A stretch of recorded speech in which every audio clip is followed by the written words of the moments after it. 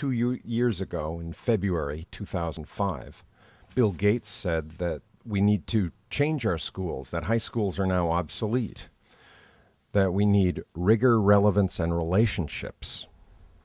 As a taxpayer, I'm thrilled that there's a discussion about how to improve schools. In some schools, half of the students don't graduate.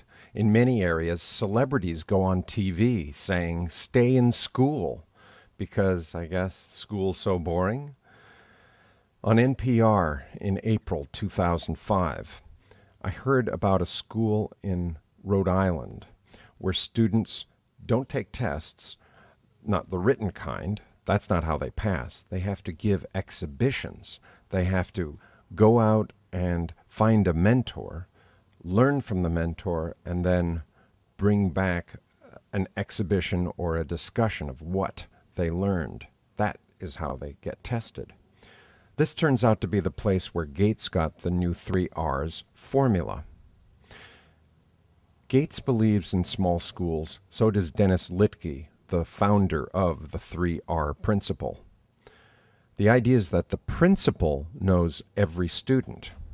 So why do we still have big schools?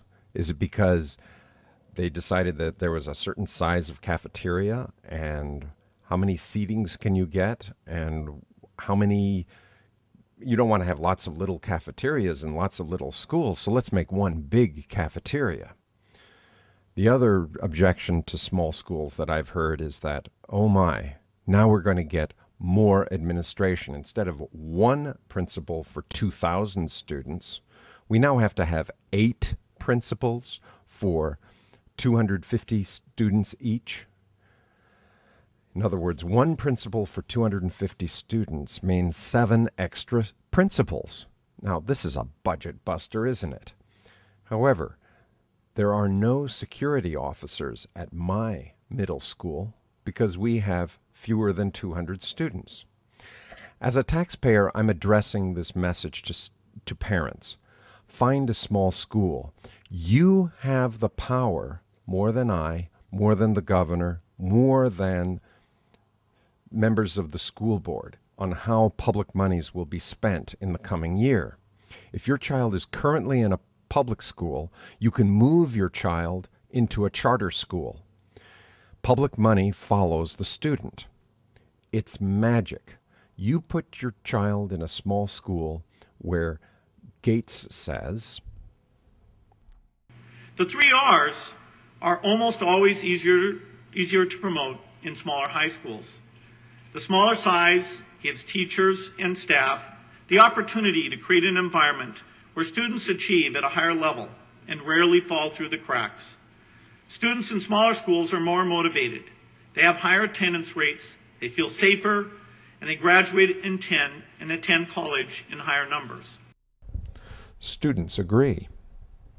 The small schools, they usually have a lot more discipline.